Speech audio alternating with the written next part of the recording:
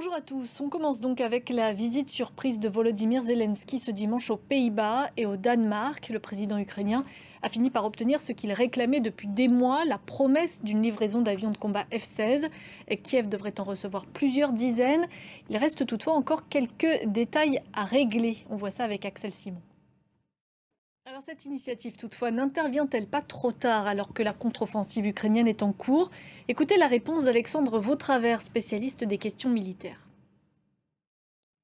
Au Niger, une nouvelle manifestation de soutien à la junte au pouvoir était organisée ce dimanche. Elle a rassemblé plusieurs milliers de personnes avec une délégation de la CEDEAO s'est justement rendue au Niger ce week-end pour tenter une nouvelle médiation, mais elle n'a pas obtenu ce qu'elle était venue chercher, comme nous le rappelle Serge Daniel. L'Équateur choisit ce dimanche son prochain président, 12 jours après l'assassinat de l'un des candidats. Le pays reste traumatisé, l'insécurité est devenue le sujet de préoccupation majeure des électeurs. Axel Simon.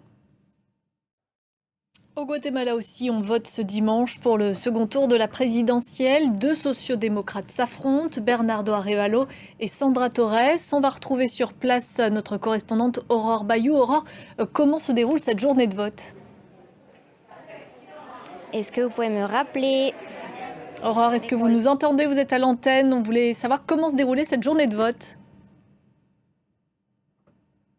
Un petit souci technique manifestement avec Aurore Bayou que l'on tentera de joindre un peu plus tard. On va passer à l'actualité sportive à présent avec les championnats du monde d'athlétisme qui se tiennent en ce moment à Budapest. La finale du 100 mètres hommes avait lieu ce dimanche et c'est le charismatique américain Noah Lyles qui l'a emporté en 9 secondes et 83 centièmes.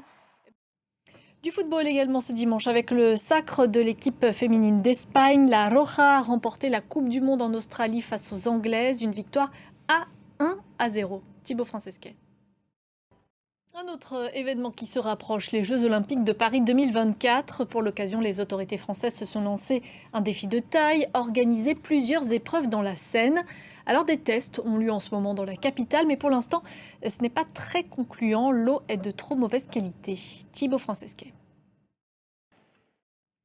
On a retrouvé la liaison avec le Guatemala où une élection présidentielle, le second tour précisément du scrutin, se tient ce dimanche. Aurore Bayou, vous êtes avec nous. Comment se déroule cette journée de vote ? Oui, bonjour Marion. Eh bien, c'est très calme. Dans tous les bureaux de vote où nous sommes rendus aujourd'hui, il n'y avait pas foule. Aurore Bayou en direct de Guatemala City. Merci beaucoup. C'est la fin de ce journal. Merci à vous de l'avoir suivi. Prochain rendez-vous dans un quart d'heure.